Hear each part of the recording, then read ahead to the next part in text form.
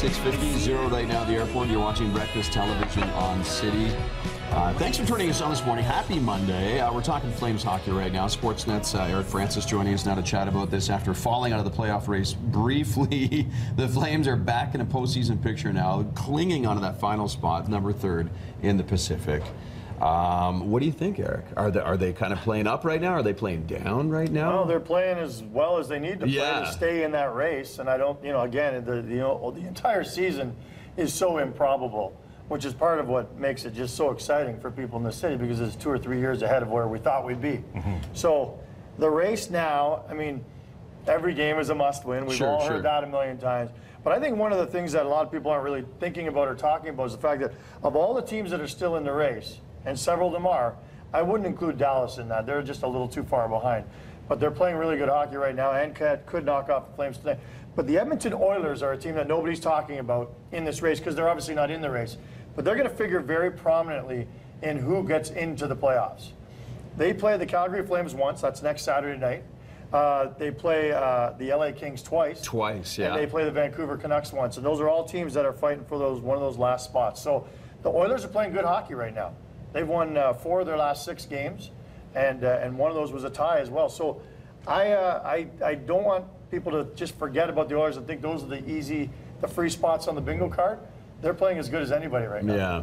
Do they want to be, though? I mean, there's a sweepstakes at stake there as well, isn't there? Well, the fans don't want the Oilers to win any games, but I think the fans in Edmonton, I think you probably agree, for one night, they'd be okay with their team winning a game and beating the Flames and doing some serious jeopardy, because they're disgusted watching what's going on here 2.5 hours south. Yeah. They're going through their hellish rebuild.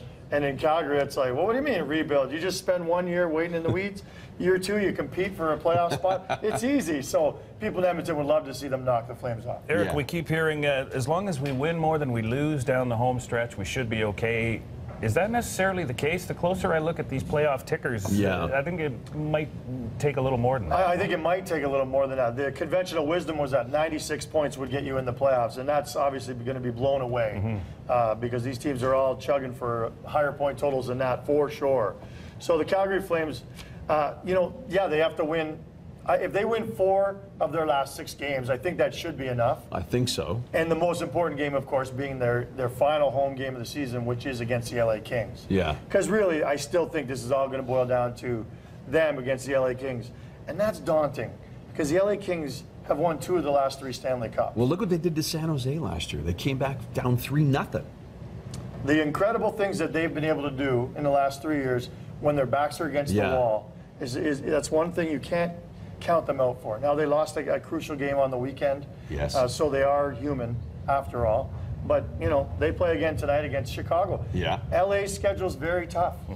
Calgary's is not easy either. No. The team with the hardest schedule is the Minnesota Wild, but they're the one team I worry about the least. Well, Winnipeg's got no cakewalk here either, do they? No. And the Calgary Flames, just 1 point back in Winnipeg right now. So when do we know? On Friday? When do we know? I'll tell you when you look. On Friday, people were saying, we'll know by a week from now. And then on Saturday morning, people were saying, well, no one expected us to do this. I mean, it was over after the Minnesota game. Now, again, when do we know? April 11th. That's when you'll know. It's the final night of the season, and that's when you'll know. I really do believe it'll come down to that, probably around 11 o'clock that night, we'll know if they're in the playoffs or not. In the West, the NHL couldn't write a better movie right now, with so many teams battling for those final playoff spots. And there's been a lot of talk over the years of going to a 3-point system, more like soccer, where a win gets 3 points, or if you win in overtime, you get 2 points.